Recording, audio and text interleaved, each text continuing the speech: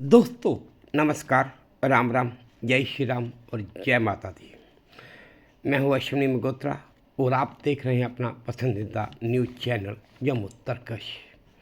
दोस्तों वक्त है कुछ चुनिंदा खबरों का, तो चलिए इस वक्त तक की कुछ चुनिंदा खबरों पर नज़र डाल ही लेते हैं।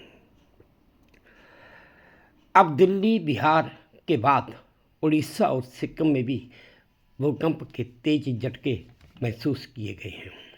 जानकारी के अनुसार उड़ीसा के पुरी में सुबह 8:15 पर 4.7 तीव्रता वाले भूकंप के झटके महसूस किए गए थे और इसके अलावा बांग्लादेश के कुछ इलाकों में भी इसी भूकंप के कुछ तेज झटके महसूस किए गए थे।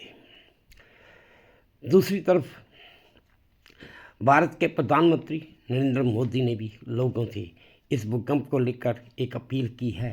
उन्होंने लोगों से कहा है कि पैनिक यानी कि शांत रहें, पैनिक ना हो और सुरक्षा सावधानियों के नियमों का पालन करें ताकि कोई जान माल का नुकसान ना हो। अगर आप घर पर हैं और भूकंप आ जाए तो तुरंत किसी मजबूत फर्नीचर जैसे कि टेबल डेस्क के नीचे छिप जाएं, जहाँ दीवार के पास खड़े होकर सिर और गर्दन को ढकने की कोशिश करें। खिड़कियाँ और शीशों और बारी सामान से दूर रहें और अगर आप घर के बाहर हैं तो तुरंत खुले मैदान में चले जाएं और अगर वाहन में हैं तो वाहन को तुरंत रोक कर किसी सुरक्षित स्थान पर चले जाएं और सीढ़ियाँ या लिफ्ट का इस्तेमाल बिल्कुल भी ना करें। अगर आप लिफ्ट में हैं तो लिफ्ट के फर्श पर तुरंत उल्टे लेट जाएं और अपनी दोनों बाजुओं से अपनी गर्दन और सिर को बचाने की कोशिश करें।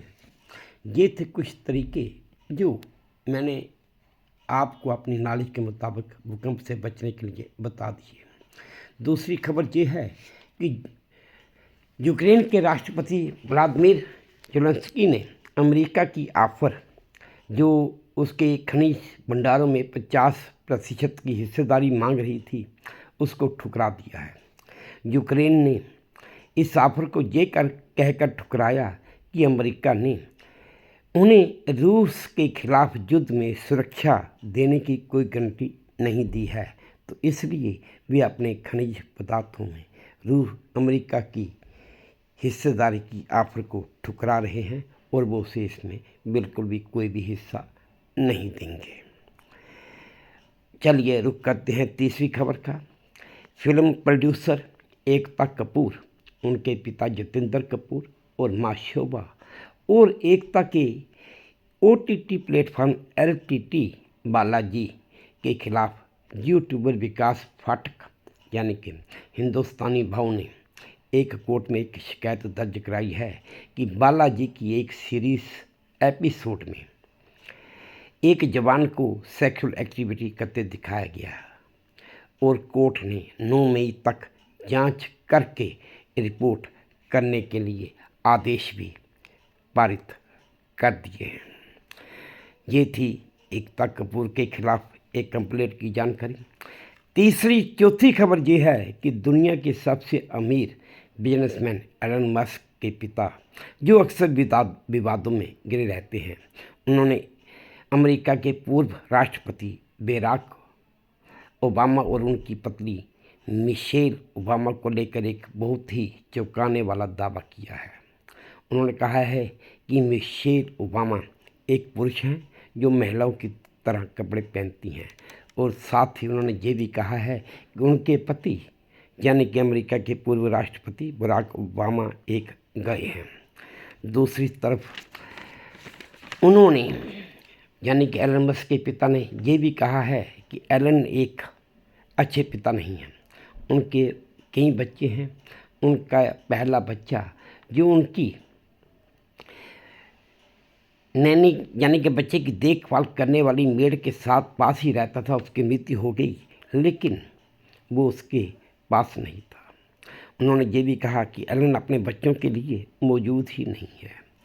उन्होंने ये भी दावा किया कि अगर एलन मस्क को ये बात पता चले कि इस राज को मैंने उजागर किया है तो वो मुझे गोली मार देगा। दूसरी अगली तरफ देखें तो अगर आप नॉन वेज के शौकीन हैं तो सावधान हो जाएं। दरअसल एक शख्स की आंख से भोपाल के एम्स में डॉक्टर्स ने एक दुर्लभ ऑपरेशन करके एक कीड़े को बाहर निकाला है और उनके मुताबिक ये कीड़ा कच्चा या अध पका मांस खाने से आदमी के शरीर में प्रवेश करता है और ये कीड़ा बहुत ही खतरनाक होता है। अब आपको इस समय की आखिरी खबर भी सुना दें, वो ये है कि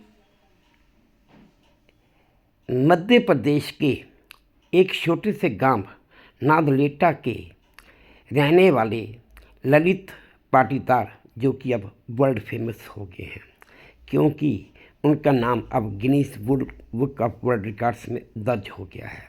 असल में ललित एक ऐसी वेयरवुल्फ नामक सिंड्रोम नामक बीमारी से ग्रस्त हैं जिसके उनके शरीर पर, पूरे चेहरे पर बाल ही बाल निकल आए हैं।